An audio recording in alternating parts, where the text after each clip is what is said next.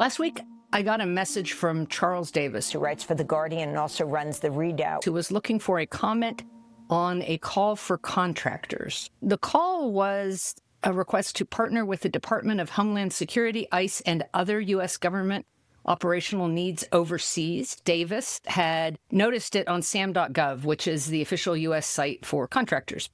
And he wanted me to take a look at it. The search for partners to collaborate with DHS is framed as maintaining a fleet of aircraft for use in its operations, but also mentions creating facilities outside the U.S. that might hold as many as 1,000 people at a time. This woman said she was forcibly separated from her American-born 2-year-old daughter. For most of this statement of work, which is what the document is called, these overseas hubs are referred to as the International Staging Areas, or ISAs. But one paragraph in the solicitation refers to detention facility or facilities, as well as detainees, describing what will happen with regard to those detainees in the case of an emergency, disaster, or cut in appropriations funding.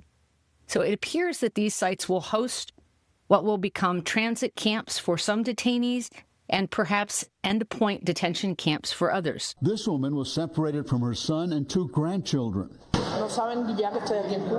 And if you're thinking that this is starting to sound a lot like a global network of concentration camps run by the United States, you're not alone. This is the latest front, if you will, in the Trump administration's unprecedented efforts to deport thousands of people to so-called third countries, meaning countries that are not their own.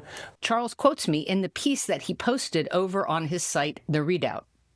But I want to address it directly at greater length here in this episode from the standpoint of camp history. I'll use events from One Long Night, A Global History of Concentration Camps. Kirkus Reviews calls it a potent, powerful history, which traces the global establishment of concentration camps from the late 19th century into the 21st. 6 continents and a century of camps, so hold on tight. And I'll use it to explain the tremendous danger that this network that is currently developing would represent. History is full of moments in which hindsight provides the only clear view. This is not one of them. For more than a year, I've been explaining that the U.S. government under Trump has been working to establish exactly this kind of network. Yet this solicitation on SAM.gov is a tremendous escalation in the world of concentration camp red flags. The good news is that this massive expansion is still in the planning stages, so there are ways to intervene and a window in which to do so. Today, I want to address what's being explored in this statement of work, what that would look like on the ground, and the importance of stopping it.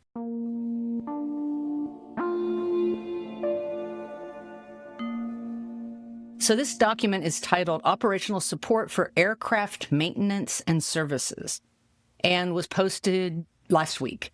1, 2, 3, 4 more detainees.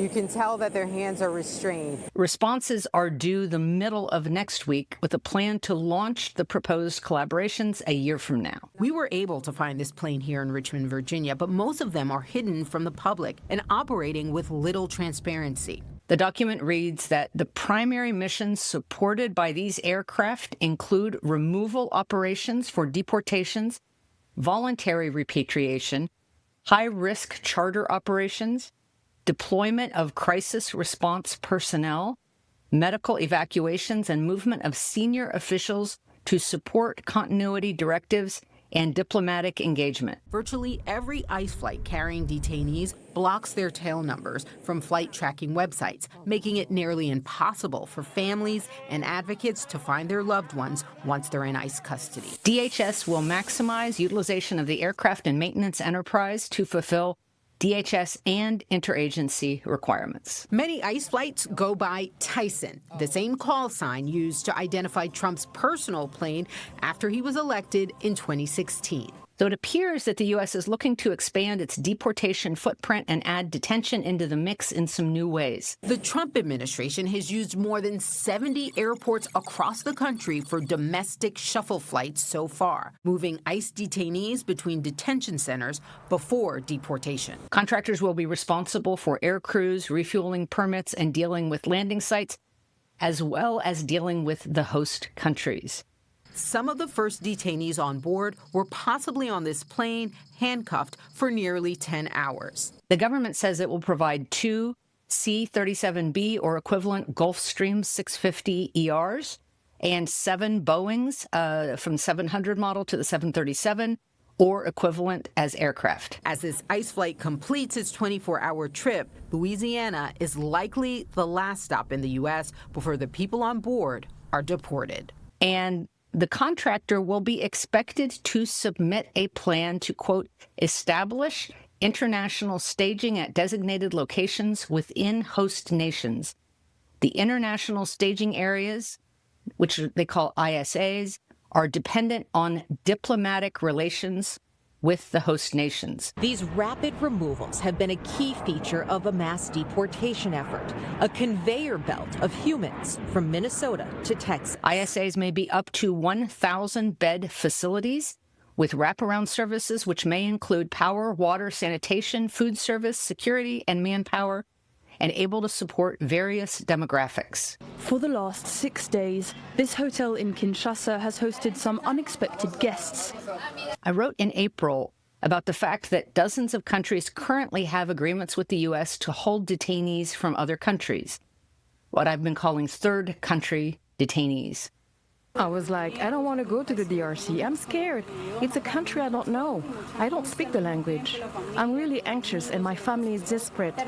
And I've written often about the abuses that have already occurred outside the continental U.S. as a result of deportation operations or detention abroad. The open question now is what happens to people from Afghanistan, people from Iran, people from Iraq, people from Armenia who are being sent to countries like the Central African Republic, as was the case this week. There is no clear guidance from either country, the U.S. or the Central African Republic. The New York Times covered the deportation of nearly 100 people to Panama last year, which I also wrote about. I just want to add an update that actually just last night, these folks who've been deported from the United States to Panama and were locked in this hotel that you see there were transported to a camp near the Darien jungle. Former flight attendant and former Washington Post reporter Gillian Brockel has been covering the abuses inherent in the ICE air fleet as it currently exists. The best way to support me right now is to become a subscriber on my newsletter. It's gillianbrockel.com. Some nightmarish plans involving third countries appear to have been interrupted. The way that I got into the ICE flight stuff was I did an activist thing. Such as the attempt to send deportees to Libya. I figured out where this plane was that the judge was looking for, like when it was still in the sky, when they were sending people to South Sudan. I ID'd the plane. Which was foiled in May 2025. That was just like a thing that I did because I'm an airplane nerd. When a lawyer was notified of the impending flight and managed to file an emergency motion that was successful. When it landed for fuel in Ireland to refuel, I called the Irish airport police and was like, hey, you guys, I think some of your human trafficking laws might be being violated on this plane that's on this side of the airport right now. You may want to check the plane. Those people are shackled. A judge said they weren't allowed to be taken out, And I've never done anything like that before. I've never tried to interfere with a story. But I also wasn't reporting on it. The highest profile example, and one I would argue is very relevant for the DHS proposal put out this month, happened in March 2025. Bukele, who'd once called himself the world's coolest dictator, made an extraordinary offer. He said he was willing to use his mega prison, CECOT, to house almost anyone that the United States wanted to deport to El Salvador. It involved the government's unlawful deportations of Venezuelan and El Salvadoran men to CECOT, the largest prison in the Americas, infamous for its harsh conditions. This deportation took place amid photo shoots of then Secretary of DHS Kristi Noem. And the detentions there, widely referred to as hell on earth, led to tremendous abuses against those detainees. They were taken and beaten regularly. They would be deprived for hours of food and water, or in some cases days. And even, sadly, we were documented cases of sexual abuse. Many of whom were eventually sent on to Venezuela. Rubio is trying to seal the deal, and he mentions that he is under pressure from the president. Bukele at this moment has maximum leverage over the United States, and he says to Marco Rubio, I need 9 MS-13 members in U.S. custody in order for this deal to take place.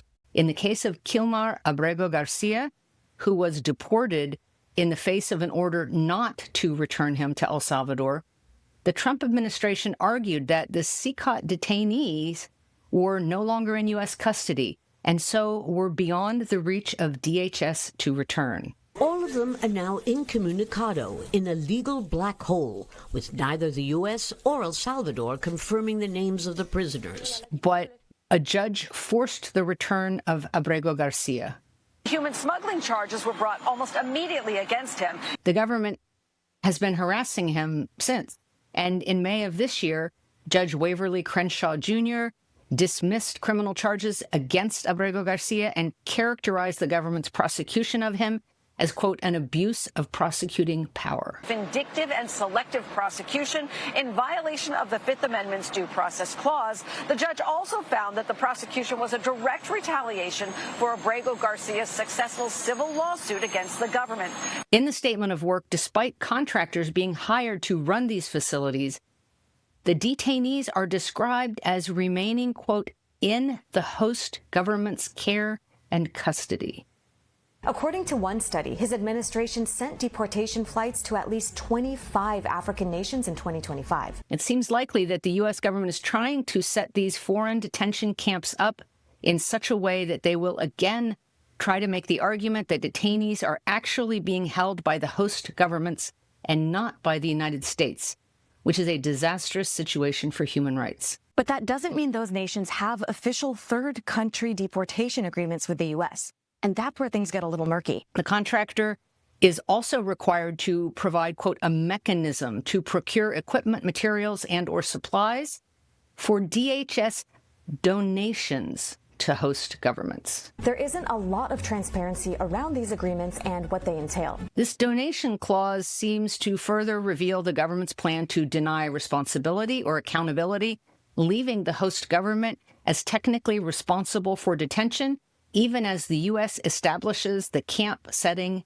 and staffs it. It's a section of the Immigration and Nationality Act that allows the Department of Homeland Security to deport migrants to a country with a government that will accept the alien if removal to their home country is impractical, inadvisable, or impossible. Some 21,000 people have been deported into this kind of third country detention during the second Trump administration. Trump had gotten what he wanted. And among the mostly Venezuelan men being ushered into CECOT was a sign Bukele was starting to get what he wanted, too. The U.S. was reported to have paid $4.7 million for the detention of just 3 plane loads of deportees at CECOT in El Salvador last year. You had on the surface a deal where Trump sent deportees to Bukele's prison. But in fact, the U.S. was sending back a criminal who Bukele wanted in El Salvador to protect his story and to hide information about the secret negotiations he had had with gangs in his country. As Charles Davis noted in his piece today, the tiny nation of Eswatini agreed to accept 11 third country deportees as part of a $5.1 million agreement with the administration earlier this month.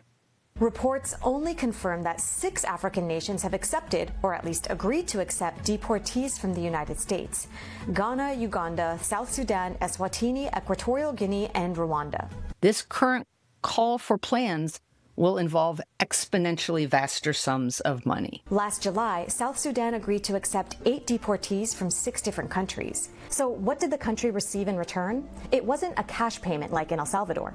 Instead, South Sudan presented a series of requests: lift sanctions on then Second Vice President Benjamin Bonmel, reverse U.S. visa cancellations for South Sudanese citizens, and reactivate a Federal Reserve account so the country can use U.S. dollars again. Each generation of camps has innovated in awful, degrading, and frequently more lethal ways, while building on practices from prior camps. South Sudan's displacement crisis is one of the worst in Africa. its armed conflicts seem endless and rights abuses are widespread. Almost everyone lives in extreme poverty. As someone who's written about this long arc of camp history, my sense is that what the U.S. is now proposing is a significant shift that will open doors to horrors both new and familiar. So in Santiago, if you've ever seen the pictures of people rounded up into stadiums, they did later shut those down, and some people went to conventional camps. But the new thing that rose in this moment was this idea of kind of atomizing detention and clandestine detention. Looking back at some parallel phenomena from camp history in terms of detention, remember that Guantanamo started as an offshore mass detention site for immigrants. Guantanamo was first a refugee camp. You know, we had Haitians there. There was a huge number of people fleeing political instability at home that we didn't want to let onto the U.S. mainland, and so we held them there. The gray area in which it existed, a kind of legal no man's land, and we wouldn't say what protections they had. That's why we didn't want to say, because we wanted to be able to question them, and if we locked them down with giving them the name, then they would fall under Geneva Conventions and we would be bound to certain things. Meant that the George W. Bush administration could not only hide abuses of detainees and unlawful attempts to prosecute them, but could also delay any pushback as courts struggled to determine what, if any, jurisdiction they had. I argue in the book that that is then part of how we get to Guantanamo as sort of the crown jewel of a large network of detention that is also atomized. And to be clear, I'm not a lawyer, but the arrangement for offshore indefinite mass detention would appear to raise many of the same issues and several new ones. In some cases, some of the third countries have sent the deportees back to their home countries, even though, again, some of them have said that they fled those countries because of violence and persecution. I've also spoken on the podcast before about Australia using third country detention on Manus and Nauru for asylum seekers who are trying to reach Australian shores. You've never seen us, people of color, migrants of color, as equals. These detention camps resulted in illness, contagious diseases, and suicides. Australia's immigration regime is so brutal that even Trump points to it and said, that's a good idea. We should do that too. They were a nightmare experiment, one which was dialed back through public pressure, but has yet to fully end. The government committing to pay Nauru $406 million in the first year to resettle them. Just-in-time detention efficiencies developed in the Americas under dictatorship and what was known as Operation Condor in the 1970s and early 80s. Charles Davis, why don't you talk about what remigration is? In that case, the U.S. supported and helped to train the military leaders and the political figures from the collaborating dictatorships in a number of countries. Remigration is basically the policy response to the Great Replacement conspiracy theory. In this case, our federal government will be running and funding the entire operation as part of a larger ethnic purge underway nationwide. They're not just trying to get people out based on pure legal status. You have to view it in the context of trying to eliminate birthright citizenship and rolling back the 20th century. This is the next stage worsening of prior conditions that creates a parallel to contractor-run or contractor-staff facilities created at black sites around the world after 9/11. There's a book that's called The Least Worst Place because the American government wanted to be able to detain these people and interrogate them, and we needed to do it outside constitutional protections, but inside a place that was under American control. And now we're looking at bringing them above board to institutionalize and entrench mass detention of non-criminal civilians without due process. The working definition of concentration camps in my book is mass detention of civilians without trial or done extraneously to the legal system at the time. Such a detention network would also launch another free-for-all money grab to secure contracts by those who don't necessarily have the experience or skills to carry out their tasks humanely. Nearly all ICE detainees are held in facilities that are either owned or operated by for-profit companies. Just as DHS has a vast network of sites with partners nationwide domestically, which it can use to shuttle and hide the immigrants it sweeps off the streets, keeping their legal representatives from finding them, the agency is hoping, I suspect, to create an international network that can even more effectively be used to hide people and to pay corrupt contracts to allies of the administration. ICE spent $38 billion buying warehouses across the country, like this one in San Antonio. The plan was to turn them into giant detention centers. Some thought it meant ICE was going to stop relying so heavily on private contractors. These camps would also be a threat to democracy at home, much as current ICE facilities are. But the plan is now on hold, and ICE has a new leader, David Venturuela, a former executive at the GEO Group. Yet these would be much more conducive to letting human beings rot in detention settings that are largely unaccounted for. That created an opportunity for companies like CoreCivic and the GEO Group to reopen prisons and detention centers that had been sitting empty from lack of demand. Many of these former prisons are in states of disrepair. There was a time where, like, the bathrooms were flooding and there was like feces everywhere. And as with the war on terror black sites, the U.S. would be corrupting our allies, explicitly destabilizing rule of law and democracy alike around the globe. We've seen a worldwide shift toward more aggressive deportation policies. And once the facilities are constructed, even if a future administration ceases this operation, the U.S. will have provided an extrajudicial detention site as a donation to the host country, the gift of a concentration camp. The European Parliament also greenlighting plans for overseas detention centers that the 27 member states need to formally approve, all of it drawing criticism from human rights activists. And in the event that appropriations are cut off and there's no funding, the statement of work explains that the contractor may be issued a stop work order. Absent adequate funding obligated on the blanket purchase agreement, the government is not liable for any expense incurred, and the contractor proceeds at its own risk. The fate of those detained is not mentioned. And if the U.S. government doesn't abandon the site, the Trump administration will leave a legacy of a global network of concentration camps in place. Canada nearly tripling deportations between 2022 and 2025. Part of the trend, forced displacement now at historic highs across the globe, according to the UN. Such a network wouldn't even have the fig leaf excuse of a war or other emergency to pretend to legitimize its existence. The United States State Department has actually endorsed this great replacement conspiracy theory. It would simply be the ethnic purging of the continental U.S. You see that it's not just about getting out a certain amount of illegal aliens, as they call them, or getting people to self-deport.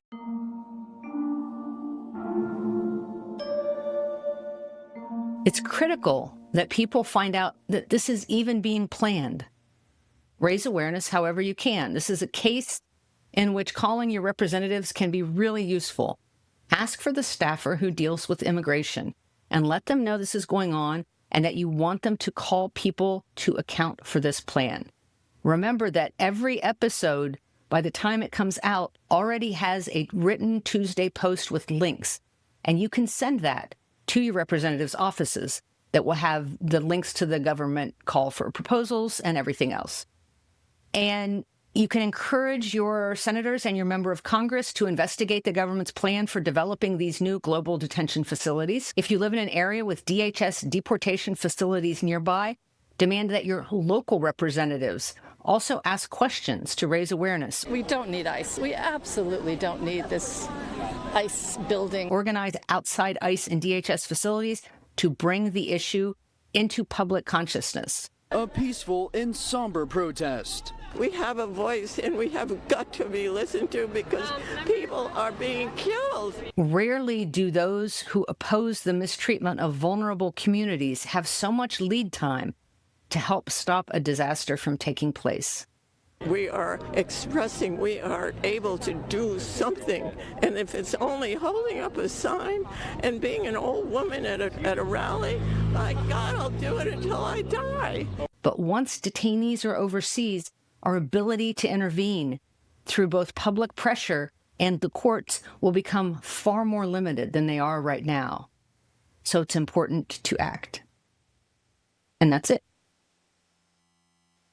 Thanks for listening to Next Comes What. Please share this with one person who's looking for ways to survive this mess.